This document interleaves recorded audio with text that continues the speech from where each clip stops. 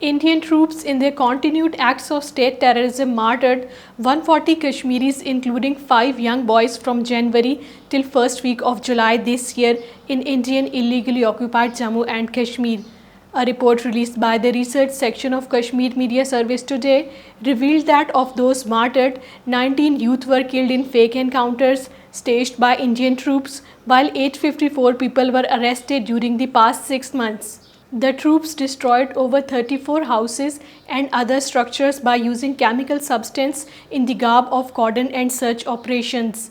APHC leadership in a statement in Srinagar, while deploring the ongoing killing spree in Indian illegally occupied Jammu and Kashmir, advised India to find a political solution to the Kashmir dispute instead of resorting to death and destruction in the occupied territory. On the other hand, Kashmiris on both sides of the line of control and the world over will observe Martyrs Week from tomorrow by arranging prayer meetings and Quran Khwani for the martyrs in mosques and homes in Indian illegally occupied Jammu and Kashmir and abroad. Call for the observance of the week has been given by the All Parties Hurriyat Conference.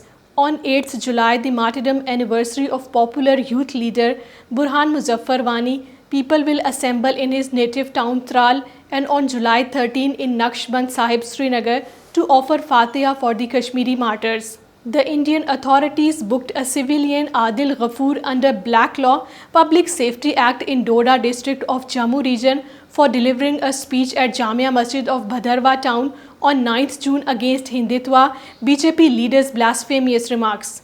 Senior leader of Dravida Munnetra Kazham Araja, while addressing an event in presence of the Tamil Nadu Chief Minister M.K. Stalin, warned the Narendra Modi-led Bharatiya Janata Party government in New Delhi to provide autonomy to Tamil Nadu state, or else the state would opt for complete separation from India as an independent state.